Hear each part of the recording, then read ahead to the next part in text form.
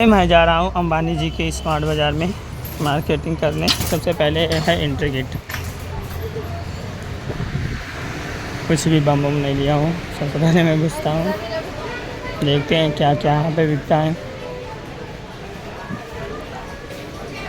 ये देखो 84 रुपये की पूरी पैकेट।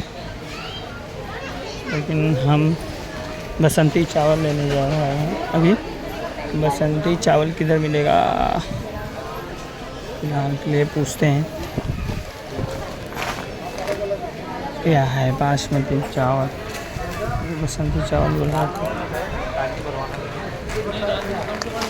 बहुत महंगा है भाई चावल यहाँ पे। मोदी जी का इसमें महंगा चावल पे है ना।